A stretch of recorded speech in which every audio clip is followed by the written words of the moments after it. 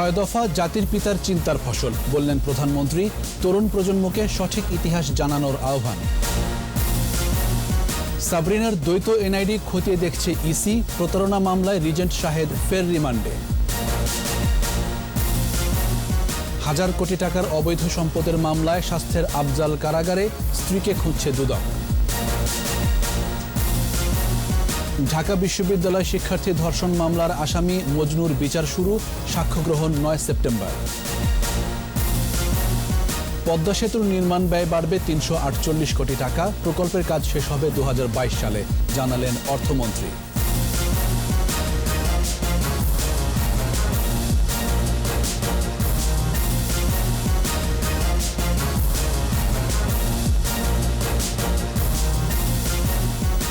শুনছিলেন first security ইসলামী bank limited সংবাদ শিরোনাম। আমন্ত্রণ জানাচ্ছি রাত 11টার 21 সংবাদে। সাথে আছি আমি জাবের হোসেন। দর্শক, 21 টেলিভিশনের সংবাদ একই সাথে সরাসরি দেখতে পাবেন আমাদের ফেসবুক পেজ www.facebook.com/2124 অনলাইনে। মাঝখানে ভ্যানিলা ক্রিম আর দুই পাশে বিস্কুট, ইয়াম্মি মজা। ক্রিমও খাও নিজের স্টাইলে। এছাড়া সংবাদে আরও থাকছে: মানব পাচারে প্রভাবশালীদের নাম, মামলা 6000, নিষ্পত্তি 4% মাত্র।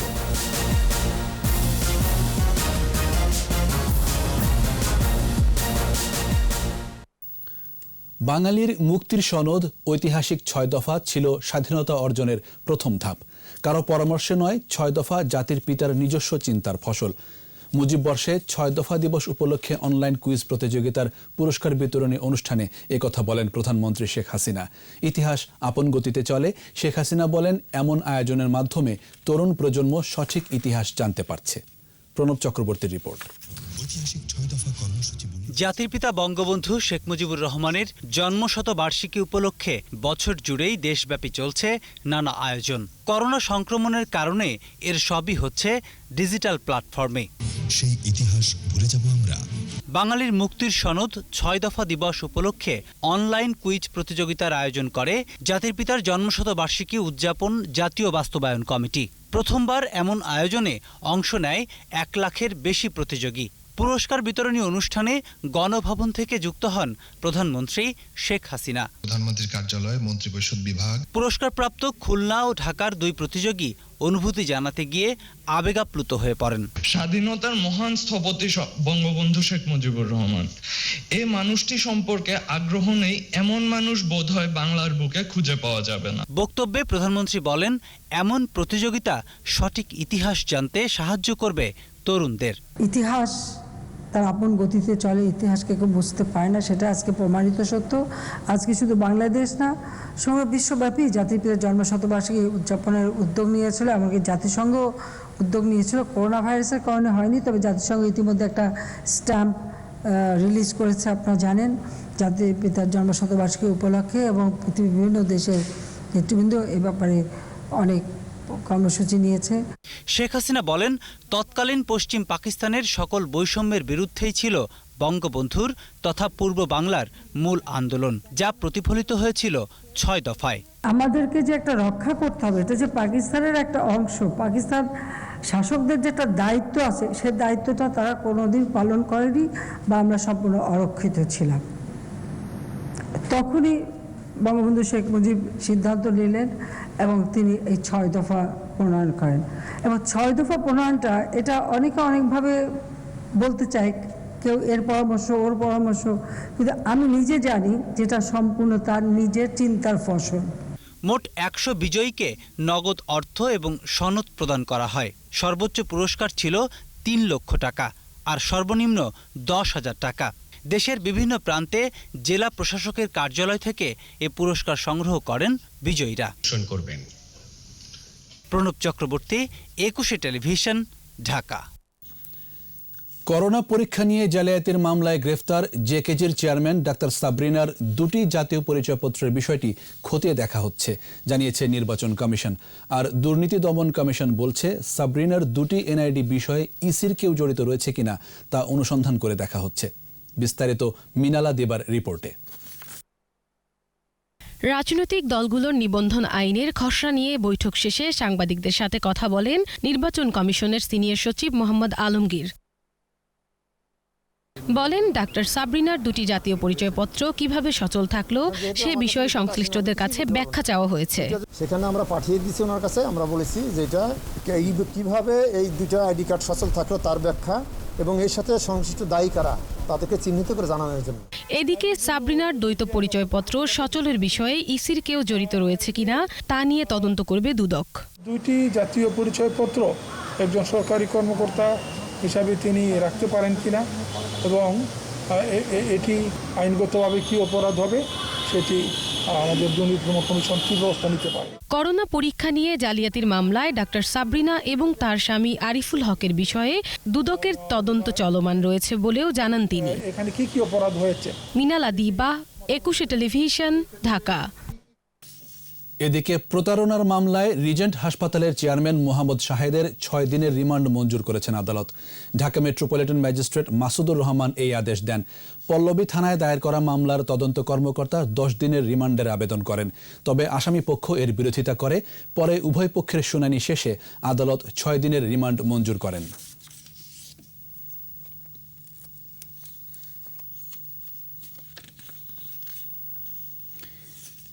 তিন লাখ ছাড়ালো দেশে করোনা শনাক্তের সংখ্যা। নতুন শনাক্ত হয়েছে 2519 জন। স্বাস্থ্য অধিদপ্তরের ওয়েবসাইটে করোনা সংক্রান্ত তথ্য অনুযায়ী মোট আক্রান্তের সংখ্যা 3,02,147 জন। 24 ঘন্টায় দেশে মৃত্যু হয়েছে 54 জনের, এর মধ্যে পুরুষ 39 আর নারী 15 জন। এ নিয়ে মোট মৃতের সংখ্যা 4082। দুদকের মামলায় স্বাস্থ্য অধিদপ্তরের মেডিকেল এডুকেশন শাখার বরখাস্ত হওয়া হিসাবরক্ষণ কর্মকর্তা আফজালকে কারাগারে পাঠানো হয়েছে। বুধবার ঢাকার জ্যেষ্ঠ বিশেষ জজ আদালতে আত্মসমর্পণ করেন আফজাল। শুনানি শেষে আদালত জামিন আবেদন নাকচ করে তাকে কারাগারে পাঠানোর আদেশ দেন। এদিকে দুদক জানিয়েছে তাকে রিমান্ডে নিয়ে জিজ্ঞাসাবাদ করা হবে। একই মামলার আসামি আফজালের স্ত্রী স্বাস্থ্য অধিদপ্তরের স্টেনোগ্রাফার রুবিনাকেও খোঁজা হচ্ছে। বিস্তারিত জানাচ্ছেন দীপু সারওয়ার। স্বাস্থ্য অধিদপ্তরের মেডিকেল এডুকেশন শাখার হিসাব রক্ষণ কর্মকর্তা আলোচিত আফজাল হোসেনের বিরুদ্ধে অভিযোগের শেষ নেই। হাজার কোটি টাকার অবৈধ সম্পদ অর্জনের অভিযোগে গত বছরের এপ্রিল ও জুনে আফজাল ও তার স্ত্রী রুবিনা খানমের বিরুদ্ধে মামলা করে দুর্নীতি দমন কমিশন দুদক।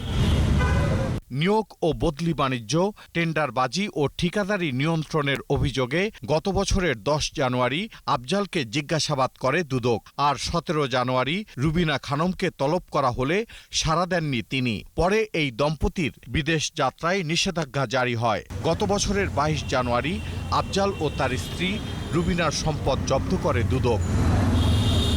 দুদকের তথ্য বলছে বেতন 30,000 টাকা, অথচ হ্যারিয়ার ব্র্যান্ডের গাড়িতে চড়তেন আফজাল। আধুনিক মডেলের 5টি গাড়ির মালিক এই দম্পতি। ঢাকার উত্তরায় আফজাল ও তার স্ত্রীর নামে আছে 5টি বাড়ি, আছে 3টি ফ্ল্যাট, কেরানীগঞ্জে 2টি দোকান, ঢাকা ও ফরিদপুর সহ দেশের বিভিন্ন স্থানে আছে 24টি প্লট।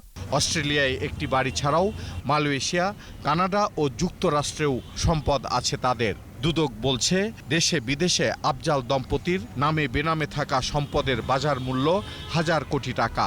আফজাল এই সমস্ত সম্পত্তি সে অর্জন করে তার স্ত্রীর নামে এবং তার স্ত্রীর মাধ্যমে বিভিন্ন জায়গায় হস্তান্তর, রূপান্তর এবং পাচার করে মানি লন্ডারিংয়ের অপরাধ সংগঠিত করেছে।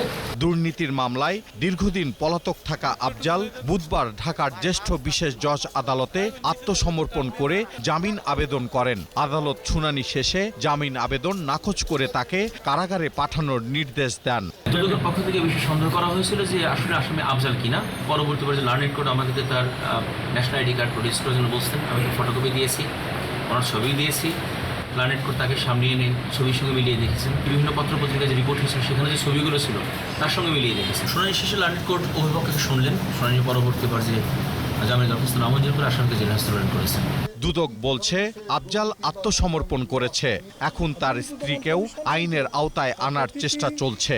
আইন প্রয়োগকারী সংস্থা এবং দুর্নীতি দমন কমিশন তারা যেহেতু পলাতক আছেন তাদেরকে আদালতে যাতে তারা আত্মসমর্পণ করেন বা তাদেরকে কীভাবে গ্রেফতার করা যায় সেই তৎপরতা অব্যাহত আছে। বিএনপি জামায়াত জোটের মন্ত্রী চৌধুরী কামাল ইবনে ইউসুফের সুপারিশে চাকরি পান ফরিদপুরের আফজাল। তবে সব আমলেই দুর্নীতিবাজ আফজাল নিজের জারিজুরি দেখালেও শেষ পর্যন্ত ধরা দিতে হলো দুদকের জালে। দীপু সারোয়ার, 21 টেলিভিশন, ঢাকা। ঢাকা বিশ্ববিদ্যালয়ের ছাত্রীকে ধর্ষণ মামলার আসামি মজনুর বিরুদ্ধে অভিযোগ গঠন করেছেন ঢাকার নারী ও শিশু নির্যাতন দমন ট্রাইব্যুনাল ৭। একই সাথে আগামী ৯ সেপ্টেম্বর সাক্ষ্য গ্রহণের জন্য দিন ধার্য করেছেন আদালত। এর মধ্য দিয়ে মামলাটির বিচার কাজ আনুষ্ঠানিকভাবে শুরু হলো। ভুক্তভোগী ন্যায় বিচার পাবেন বলে আশাবাদী ঢাকা বিশ্ববিদ্যালয় কর্তৃপক্ষ। রাসেল খানের রিপোর্ট। গেল ৫ জানুয়ারি সন্ধ্যার পর রাজধানীর কুর্মিটলায় ধর্ষণের শিকার হন ঢাকা বিশ্ববিদ্যালয়ের এক শিক্ষার্থী। পরদিন ওই তরুণীর বাবা বাদী হয়ে ঢাকার ক্যান্টনমেন্ট থানায় ধর্ষণ মামলা দায়ের করেন। ৮ জানুয়ারি মজনুকে গ্রেফতার করে গোয়েন্দা পুলিশ।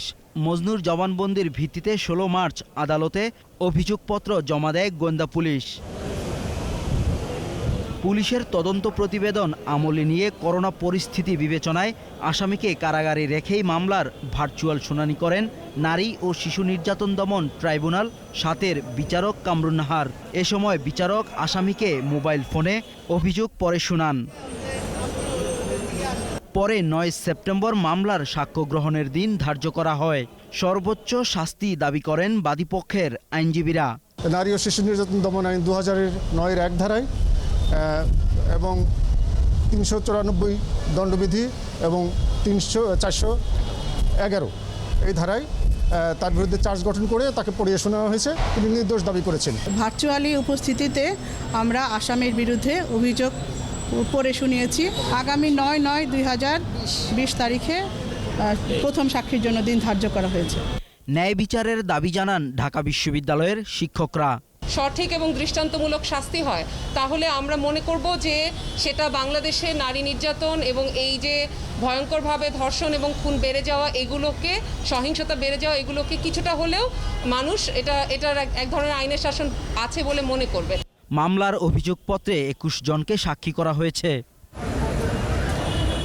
রাসেল খান, ২১ টেলিভিশন, ঢাকা। ২০২২ সালের আগে শেষ হচ্ছে না স্বপ্নের পদ্মা সেতুর নির্মাণ কাজ। করোনা সংকটে ব্যয় বাড়তে পারে ৩৪৮ কোটি টাকা। অর্থনৈতিক এবং ক্রয় সংক্রান্ত মন্ত্রিসভা কমিটির বৈঠক শেষে অনলাইন ব্রিফিংয়ে এসব তথ্য জানান অর্থমন্ত্রী আ.হ.ম Mustafa Kamal.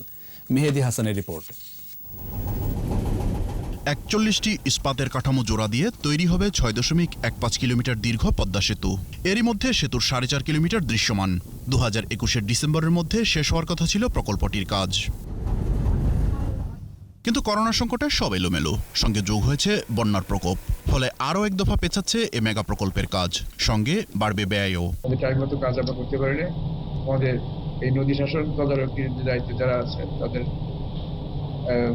Korea expressway corporation তাদের মেয়াদ বাড়াতে হবে। ৩৪৮ কোটি ১,৩৫,৫৫১ টাকা লাগবে এবং এটি বাড়াতে হবে। করোনার বিরূপ প্রভাব পড়েছে রূপপুর পারমাণবিক প্রকল্প সহ অন্য মেগা প্রকল্পগুলোতেও। গত মিটিংয়ে আমাদের কিছু কোয়েরি ছিল, কোয়েরিজগুলো তারা শেষ করে এগুলার সমাধান সহ আজকে প্রস্তাবনা আবার নিয়ে আসছে। করোনা সংকট মোকাবেলায় পোশাক শিল্প মালিকদের আরও ১ মাস প্রণোদনা সুবিধা দেওয়ার দাবি প্রধানমন্ত্রীর বিবেচনাধীন আছে বলেও জানান অর্থমন্ত্রী। মেহেদী হাসান, ২১ টেলিভিশন, ঢাকা। করোনা সংক্রমণের প্রভাবে স্থবির বিশ্ব। এমন পরিস্থিতিতে গতি হারিয়েছে দেশের প্রায় সব বড় প্রকল্প। ব্যাহত হয়েছে সরকারের সর্বোচ্চ অগ্রাধিকার তালিকায় থাকা ৬ প্রকল্পের কাজও। নির্দিষ্ট সময়ে কাজ শেষ হবে কিনা তা নিয়ে সংশয় দেখা দিয়েছে। তবে যত দ্রুত সম্ভব কাজ শেষ করার কথা জানিয়েছেন পরিকল্পনা মন্ত্রী। আর বিশেষজ্ঞরা বলছেন বাস্তবায়ন বিলম্বিত হলে অর্থনীতিতে নেতিবাচক প্রভাব পড়বে। ইবনে নূর শাওনের রিপোর্ট। দেশের অর্থনৈতিক অগ্রগতি ত্বরান্বিত করতে 10টি বড় প্রকল্প হাতে নেয় সরকার। এর মধ্যে সর্বোচ্চ অগ্রাধিকার তালিকায় রয়েছে পদ্মা বহুমুখী সেতু, রূপপুর পারমাণবিক বিদ্যুৎ কেন্দ্র ও মেট্রো রেল সহ 6টি প্রকল্প। বছরের শুরুতে বিশ্বব্যাপী করোনা সংক্রমণ শুরু হলে এসব প্রকল্পে কর্মরত বিদেশিরা চলে যান। বিদেশ থেকে মালামাল ও যন্ত্রপাতি আনাও বন্ধ হয়ে যায়। ফলে নির্ধারিত সময়ে প্রকল্প বাস্তবায়ন নিয়ে সংশয় তৈরি হয়। বিদেশি যে সকল এক্সপার্ট বা মালামাল টেকনিক্যাল জিনিসপত্র থাকে এখন মাঝখানে বন্ধ ছিল, এখন আসা শুরু হয়েছে। সুতরাং আমরা চেষ্টা করব, আমাদের সরকার চেষ্টা করবে এগুলোকে তাড়াতাড়ি শেষ করার জন্য। তবে অবশ্যই এটা পিছিয়ে গেছে, নো ডাউট এর সম্বন্ধে করব না। চীনা প্রকৌশলীরা কাজে যোগ না দেয়ায় পদ্মা সেতু রেল সংযোগ প্রকল্পে মাওয়া থেকে ভাঙ্গা পর্যন্ত রেলপথ নির্মাণ আগামী জুনের মধ্যে শেষ হবে কিনা এ নিয়েও সংশয় দেখা দিয়েছে। যত বেশি সময় যাবে এর জন্য জিনিসপত্রের দাম বাড়বে, লেবারের খরচ বাড়বে, চলাচলে আপনার ব্যাহত হবে, সেখানে ব্যয় বাড়বে। সুতরাং ব্যয় যে বাড়বে মোটামুটি আমাদের মনে হয় যে এতে কোনো সন্দেহ নেই। আর জাপানি প্রকৌশলীরা দেশে আসতে না পারায় স্বপ্নের মেট্রো রেল প্রকল্প বাস্তবায়নও বিলম্বিত হতে পারে, পিছিয়ে যেতে পারে দেশের সবচেয়ে বড় প্রকল্প রূপপুর পারমাণবিক বিদ্যুৎ কেন্দ্রের নির্মাণ কাজও। শ্রমিক, প্রকৌশলী আর ঠিকাদারদের স্বাস্থ্যবিধি নিশ্চিত করা আর বিদেশি পরামর্শকদের ডিজিটাল মাধ্যম ব্যবহার করে কাজে লাগাতে পারলে সংকট কাটিয়ে ওঠা সম্ভব বলে মনে করছেন এই বিশেষজ্ঞ। স্বাস্থ্যসম্মত বিধিবিধানগুলিকে মানার যেই আয়োজনটা, এটা অবশ্যই করে নিতে হবে। আমরা যেমন ভার্চুয়াল আদালত করে নিয়েছি, একইভাবে কনসালটেন্টরা দেশে না এসেও কিন্তু একটা প্রোটোকল আমরা তৈরি করে নিতে পারি যে কিভাবে পরামর্শটা দেবেন। উন্নয়নকে একটি সামগ্রিক প্রক্রিয়া উল্লেখ করে দ্রুত বাস্তবায়নের দিকে নজর দেওয়ার দাবি তার। কোভিডের একটা হোঁচট, তারপরে হলো গিয়ে প্রত্যেকটা প্রজেক্টেরই কিন্তু একটা জিডিপিতে কন্ট্রিবিউশনের একটা টার্গেট ছিল, সেটা অর্জন হতে বিলম্বিত হবে সঙ্গত কারণে। উন্নয়নের পথে এমন বাধা অনাকাঙ্ক্ষিত হলেও বাস্তবতা মেনে নেয়ার আহ্বান বিশেষজ্ঞদের। ইবনে নূর শাওন, 21 টেলিভিশন, ঢাকা। যারা অবৈধভাবে ক্ষমতা দখল করে তাদের মুখে নীতি কথা মানায় না, বলেছেন আওয়ামী লীগের সাধারণ সম্পাদক ও সেতুমন্ত্রী ওবায়দুল কাদের। বঙ্গবন্ধু এভিনিউয়ে শ্রমিক লীগের আয়োজনে জাতীয় শোক দিবসের আলোচনায় ভিডিও কনফারেন্সে যুক্ত হন তিনি। মির্জা ফখরুল ইসলাম আলমগীর রোহিঙ্গা ইস্যুতে সরকারের নতজানু পররাষ্ট্রনীতি দেখছেন। আমি মির্জা ফখরুলকে বলতে চাই, বিএনপির প্রতিষ্ঠাতা জিয়াউর রহমান ক্ষমতা দখলের পর থেকে যতবার বিএনপি ক্ষমতা এসেছে তাদের সময় স্বরাষ্ট্র পররাষ্ট্রনীতি বলতে আদৌ কিছু ছিল কি? যারা অবৈধভাবে ক্ষমতা দখল করে নিজেদের স্বার্থে রাষ্ট্র ক্ষমতা ব্যবহার করে তাদের মুখে নীতি কথা মানায় না। নিচ্ছি বিরতি। স্বাস্থ্যবিধি মেনে চলুন, সুস্থ থাকুন। যখন ফিরছি তখন অন্যান্য খবরের সঙ্গে আরও থাকবে রাজনৈতিক দলের নিবন্ধন আইনের খসড়া অনুমোদন, ফের ভিন্নমত কমিশনার মাহবুবের। লঘুচাপে উত্তাল সাগর, বন্দরে সতর্ক সংকেত, অভ্যন্তরীণ রুটে নৌ চলাচলে নিষেধাজ্ঞা।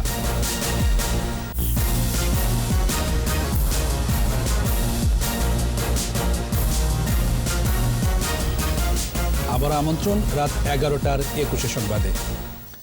রাজনৈতিক দলের নিবন্ধন আইন 2020 এর খসড়া অনুমোদন দিয়েছে নির্বাচন কমিশন। তবে খসড়ার বিরোধিতা করে ভিন্ন মত জানিয়েছেন নির্বাচন কমিশনার মাহবুব তালুকদার। এদিকে আগামী সপ্তাহে আইনটি পর্যালোচনায় আবারও বৈঠকে বসবেন কমিশন কর্মকর্তারা। মিনালা দেবার রিপোর্ট। রাজনৈতিক দলগুলোর স্বতন্ত্র নিবন্ধন আইনের খসড়া নিয়ে নির্বাচন কমিশনের ৭০তম সভা সভাপতিত্ব করেন প্রধান নির্বাচন কমিশনার KM নুরুল হুদা। সভা শেষে নির্বাচন কমিশনের সিনিয়র সচিব মোহাম্মদ আলমগীর বলেন, 41টি রাজনৈতিক দল ও বিশিষ্টজনের মতামতের ভিত্তিতেই রাজনৈতিক দলের নিবন্ধন আইনের খসড়া তৈরি করা হয়েছে। আইনের কাঠামোতে আনতে হবে, বাধ্যবাধকতা আনতে হবে এবং তাদের একটি শৃঙ্খলার মধ্যে আনতে হবে। তাহলে এই রাজনৈতিক দলের যে নিবন্ধন আইনটি আছে, এটি 72 সনের যে আইনে অন্তর্ভুক্ত করা হয়েছে 2008-এ, এটা থেকে এটা বের করে এনে আলাদাভাবে একটি স্বতন্ত্র আইন করা উচিত। তাহলেই এটি সংসদ সদস্য, মাননীয় সংসদ সদস্য হিসাবে নির্বাচনের ক্ষেত্রে, স্থানীয় সরকার নির্বাচনের ক্ষেত্রে সকল ক্ষেত্রে এটি প্রযোজ্য করা যাবে। তবে প্রস্তাবিত নিবন্ধন আইনের বিরোধিতা করেন নির্বাচন কমিশনার মাহবুব তালুকদার। গণপ্রতিনিধিত্ব আদেশ 1972 একটি ঐতিহাসিক আইনগত দলিল, যা বাংলাদেশের মহান স্বাধীনতার অনন্য স্মারক।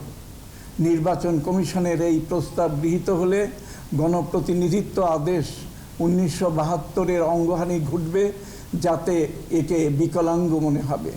বৃহৎ দুটি দলসহ অন্যান্য রাজনৈতিক দল আইনটির পক্ষে নয় বলেও জানান তিনি।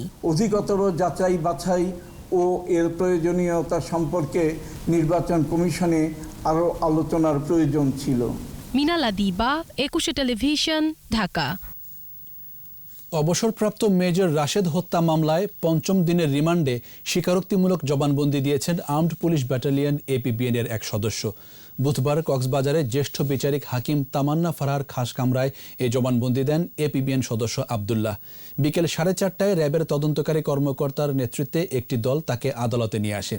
পরে রাত 8:15 দিকে জেলা কারাগারে ফিরিয়ে নেওয়া হয়। গ্রেফতার অপর 2 APBN সদস্য হলেন সহকারী উপপরিদর্শক শাহজাহান এবং কনস্টেবল রাজীব। গত 17 আগস্ট জিজ্ঞাসাবাদের জন্য র্যাব 3 জনকে হেফাজতে নেয়।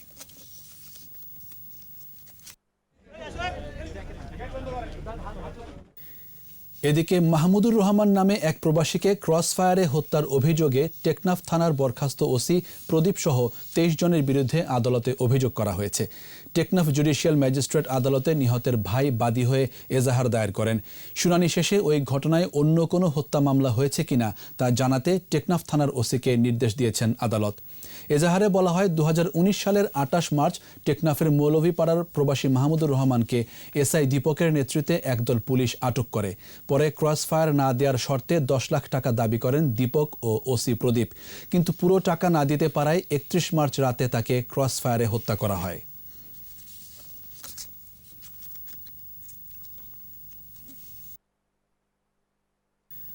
বঙ্গোপসাগরে অবস্থানরত লঘুচাপটি ভারত হয়ে আবারও বাংলাদেশের উত্তর পশ্চিমে অবস্থান করছে। সাগর উত্তাল। চট্টগ্রাম, কক্সবাজার, মোংলা ও পায়রা সমুদ্র বন্দরকে 3 নম্বর স্থানীয় সতর্ক সংকেত দেখাতে বলেছে আবহাওয়া অধিদপ্তর।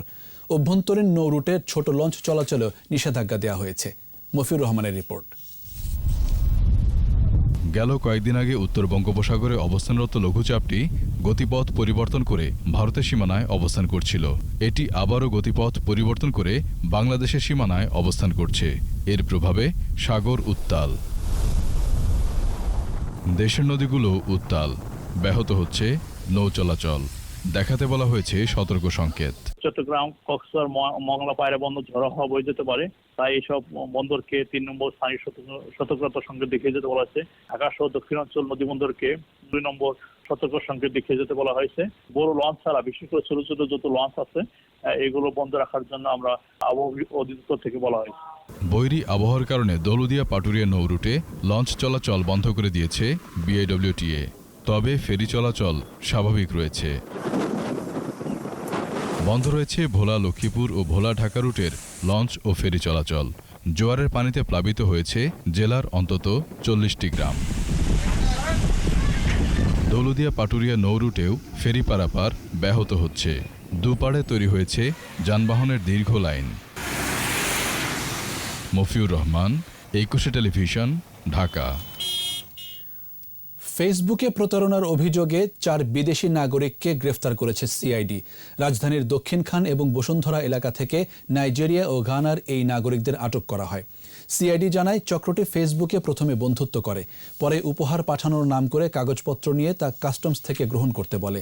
তাদেরই অন্য লোক যোগাযোগ করে শুল্ক পরিশোধ ও উপহার বাবদ মোটা অঙ্কের টাকা ব্যাংক অ্যাকাউন্টে পরিশোধের জন্য বলে, আর না করলে আইনি ব্যবস্থা নেবার হুমকি দিয়েও টাকা আদায় করত। গ্রেফতার হওয়ারা জিজ্ঞাসাবাদে অপরাধ স্বীকার করেছে বলে জানায় সিআইডি।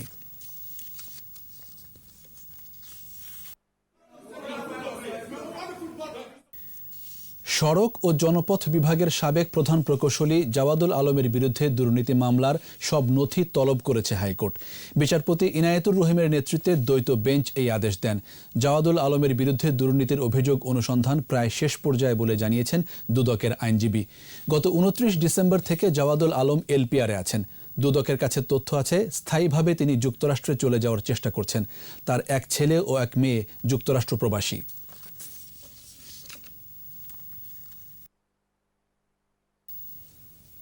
দুর্নীতি দমন কমিশনের মামলায় বিডি নিউজ 24-এর .com-এর প্রধান সম্পাদক তৌফিক ইমরোজ খালিদিকে 8 সপ্তাহের আগাম জামিন দিয়েছেন হাইকোর্ট।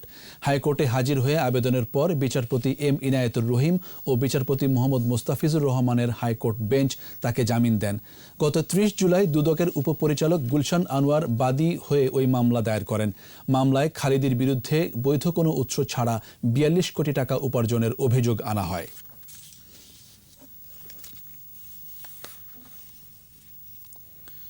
সংযুক্ত আরব আমিরাতের ইমিগ্রেশন কর্তৃপক্ষের অস্বচ্ছতার কারণেই 112 যাত্রীকে দেশে ফিরে আসতে হয়েছে বলেছেন সিভিল এভিয়েশন কর্তৃপক্ষের চেয়ারম্যান মফিদুর রহমান।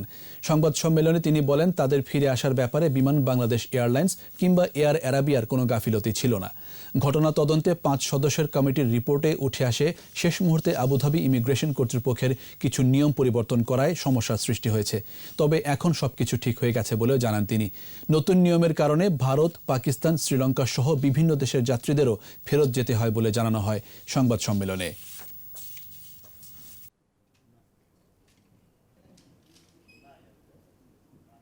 নীতি প্রতিপালনের ক্ষেত্রে আবুধাবি বিমানবন্দর ইমিগ্রেশন কর্তৃপক্ষের কার্যক্রমে অস্বচ্ছতা একটি কারণ বলে প্রতীয়মান। এই যেটা আমি প্রথমেই বললাম যে একটু আপনার ইট ইজ ট্রান্সপারেন্ট ছিল না তাদের যে নিয়ম নীতিমালাগুলো আবুধাবির ক্ষেত্রে, সেটাই একটা মেইন কজ বলে আমাদের এখানে মনে হচ্ছে।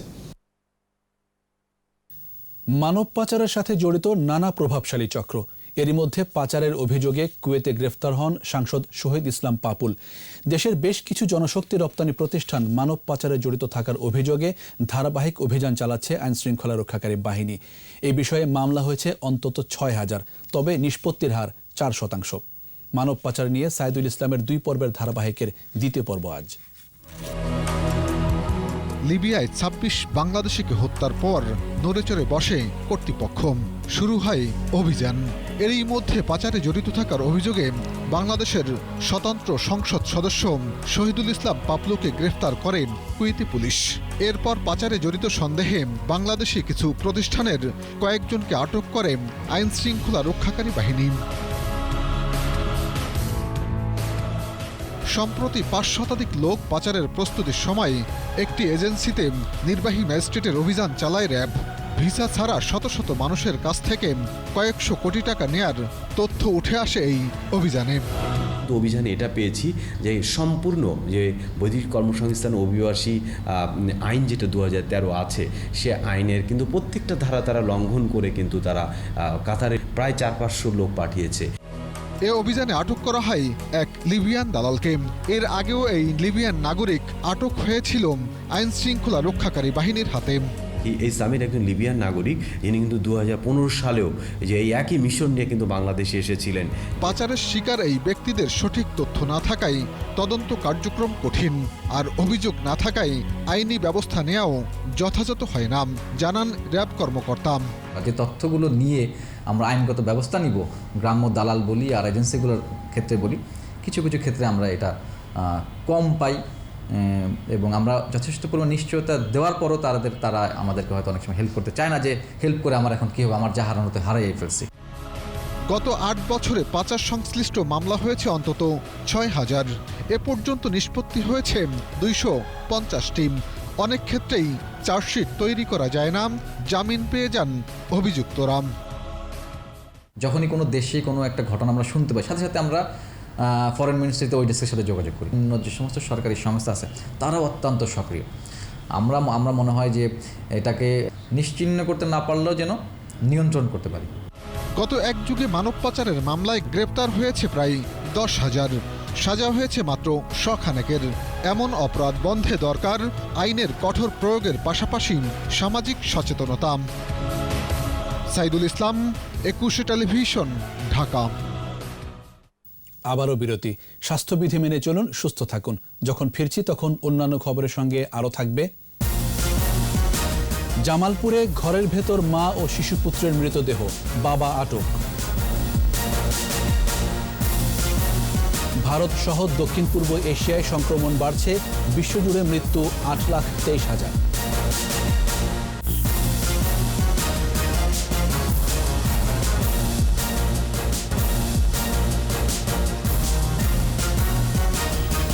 দেখছেন দেখছেন রাত 11টার 21 সংবাদ। রোহিঙ্গা ইস্যুতে সরকারের পররাষ্ট্র নীতি নিয়ে যারা সমালোচনা করছে তারা বোকার স্বর্গে বাস করে বলে মন্তব্য করেছেন আওয়ামী লীগ প্রেসিডিয়াম সদস্য জাহাঙ্গীর কবির নানক। ঢাকা মহানগর উত্তর আওয়ামী লীগের বর্ধিত সভায় তিনি বলেন, শেখ হাসিনার সরকার দেশের উন্নয়নের গতি অব্যাহত রেখেছে। প্রধানমন্ত্রীর আহ্বানে করোনা মহামারীর দুঃসময়ে মানুষের পাশে থাকতে দলের নেতাকর্মীদের প্রতি আহ্বানও জানান তিনি।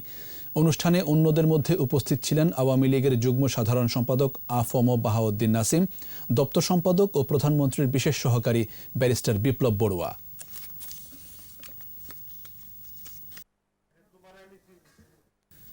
মুজিব বর্ষ উদযাপনের অংশ হিসেবে বঙ্গবন্ধু কর্নার উদ্বোধন করলেন প্রতিরক্ষা মন্ত্রণালয়ের সচিব ডক্টর মোহাম্মদ আবু হেনা মুস্তফা কামাল। বাংলাদেশ জরিপ অধিদপ্তরের মিরপুর 14 নম্বরের ডিজিটাল ম্যাপিং সেন্টারে এ কর্নার উদ্বোধন করেন প্রতিরক্ষা সচিব। এখানে রাখা হয়েছে জাতির পিতার বর্ণাঢ্য জীবন ও স্বাধীনতা সংগ্রামের উপর প্রকাশিত আলোকচিত্র ও বইপত্র। একই সাথে বিভিন্ন গুরুত্বপূর্ণ ব্যক্তিকে বঙ্গবন্ধুর লেখা চিঠির প্রতিচ্ছবিও প্রদর্শন করা হচ্ছে বঙ্গবন্ধু কর্নারে। প্রতিরক্ষা মন্ত্রণালয়ের সচিবের দিক নির্দেশনায় বাংলাদেশ জরিপ অধিদপ্তরের সর্বস্তরের কর্মকর্তা কর্মচারীর সহযোগিতা এবং surveyor general brigadier general Mohammad মুনিরুজ্জামানের সার্বিক পরিকল্পনায় কর্নারটি স্থাপন করা হয়। জামালপুরের মাদারগঞ্জে মা ও ছেলের মরদেহ উদ্ধার করেছে পুলিশ। সকালে চর গোপালপুর গ্রামে তাদের মরদেহ ঘরে দেখতে পেয়ে এলাকাবাসী পুলিশে খবর দেয়। পরে পুলিশ এসে মা ও ছেলের মৃতদেহ উদ্ধার করে। তাদের মাথায় ও পেটে ছুরিকাঘাতের চিহ্ন রয়েছে। এই ঘটনায় নিহতের স্বামী হারুনুর রশিদ পলাশকে জিজ্ঞাসাবাদের জন্য থানায় নিয়ে আসা হয়েছে।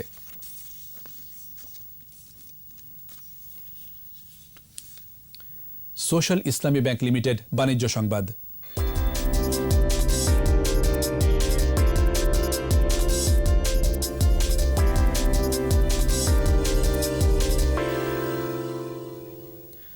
বাংলাদেশ ন্যাশনাল ইন্স্যুরেন্স কোম্পানি লিমিটেডের 24তম বার্ষিক সাধারণ সভা ডিজিটাল প্ল্যাটফর্মে ভার্চুয়ালি হয়েছে। সভায় 2019 সালের নিরীক্ষিত বার্ষিক প্রতিবেদন এবং 12% নগদ লভ্যাংশ অনুমোদন করা হয়। এ সময় সভাপতিত্ব করেন পরিচালনা পর্ষদের চেয়ারম্যান আব্দুল বাসেত মজুমদার। সভায় অন্যদের মধ্যে উপস্থিত ছিলেন doctor Mizanur Rahman, Fakhruddin Ahmed, professor doctor Gautam Buddha Das, Tayef bin Yusuf, Mohammad Abdur Rauf, Mohammad Selim সহ আরও অনেকে।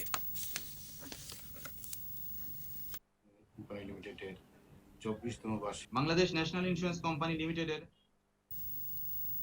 এবার আন্তর্জাতিক খবর।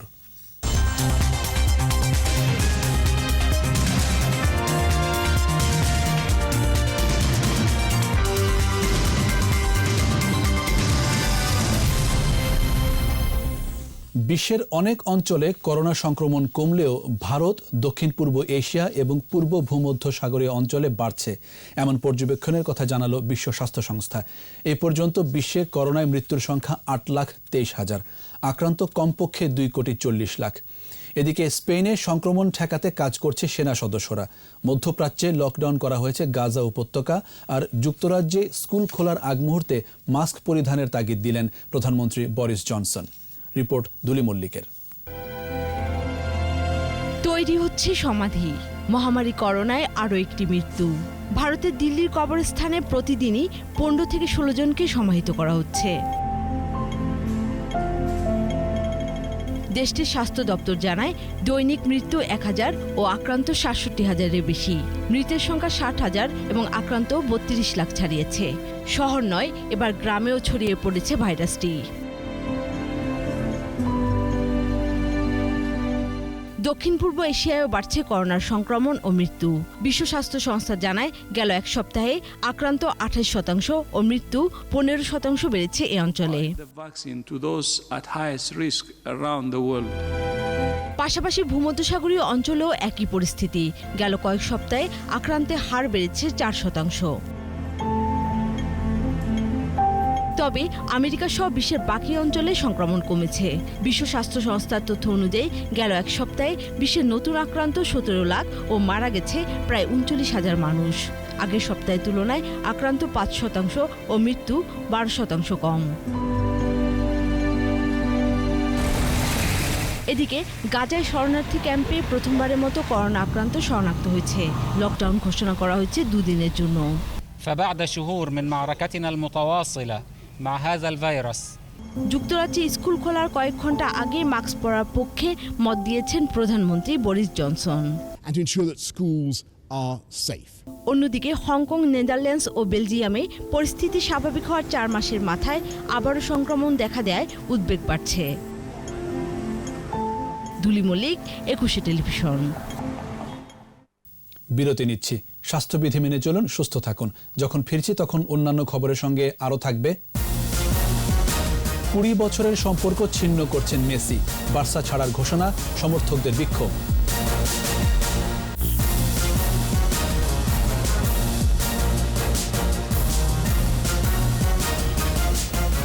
আবারও স্বাগত রাত 11টার 21 সংবাদে। এবার খেলার খবর।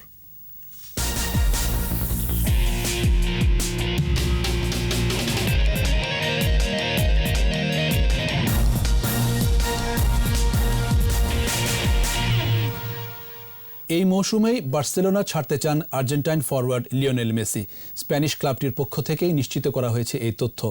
আইনজীবীর সাহায্য নিয়ে ফ্যাক্সের মাধ্যমে বার্সা কর্তৃপক্ষকে জানিয়ে দিয়েছেন ক্লাবে থাকার ইচ্ছে নেই তার। এদিকে মেসির ক্লাব ছাড়ার খবরে ন্যু ক্যাম্পের সামনে বিক্ষোভ করেন সমর্থকেরা। পারভেজ খোকনের রিপোর্ট। ক্লাব ছাড়ার কথা বার্সেলোনাকে জানিয়ে দিলেন লিওনেল মেসি।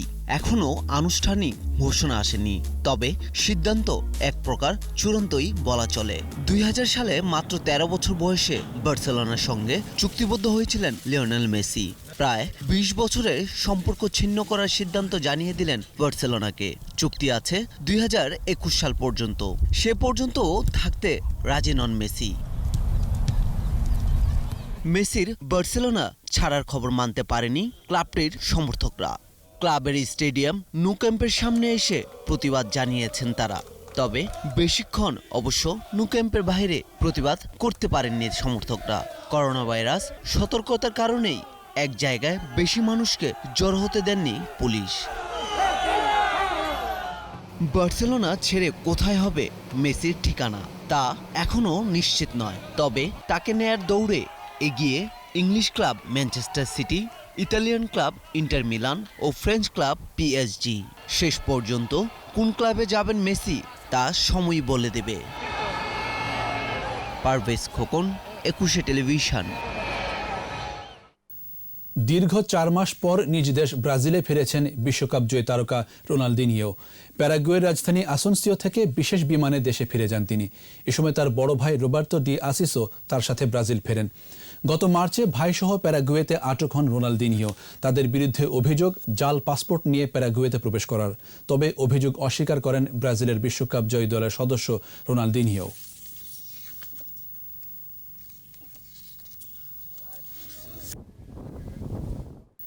দীর্ঘ বিরতির পর অনুশীলনে ফিরে নিজেকে ঝালিয়ে নেবার চেষ্টা করছেন বলে জানিয়েছেন জাতীয় দলের তরুণ ক্রিকেটার সাদমান ইসলাম। ইনজুরি কাটিয়ে দ্রুত মাঠে ফিরতে পারবেন বলেও আশা তার। মিরপুরে ব্যক্তিগত অনুশীলন শেষে প্রতিক্রিয়ায় এসব কথা বলেন সাদমান। লম্বা ব্রেকের পরে এখন তো হয়তো কোনো খেলা হচ্ছে না, তো সামনে আমাদের সিরিজ আছে বা কোনো দেশের কোনো ডোমেস্টিক খেলা শুরু হবে, তো ইনশাল্লাহ আমি এখন তো খুব মানে এর আগে যেরকম আমি প্র্যাকটিস স্টার্ট করতে পারতাম, তো এখন আমার খুব আগের মতো আমি প্র্যাকটিস করতে পারতেছি। জিম, রানিং, ব্যাটিং আমি খুব আগের মতো যেভাবে আমি স্পেশালি আমার যে ব্যাটিংগুলো শর্টসগুলো আমি খেলতে পারতাম খুব ভালোভাবে এখন খেলতে পারতেছি। আর এরই সাথে শেষ করছি রাত 11টার 21 সংবাদ।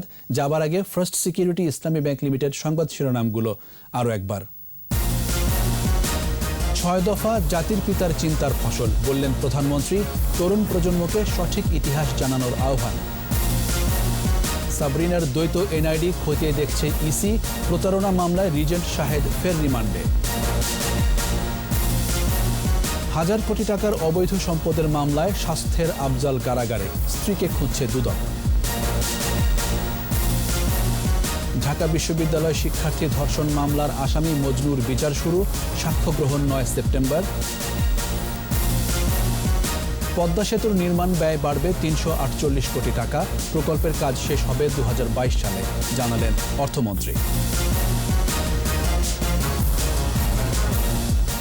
21 টেলিভিশনের সর্বশেষ খবর জানতে ডায়াল করুন 2021 নম্বরে আর ভিজিট করুন 21-tv.com এই ওয়েবসাইট। এছাড়া ফেসবুকে লগ ইন করতে পারেন facebook.com/2124 অনলাইনে।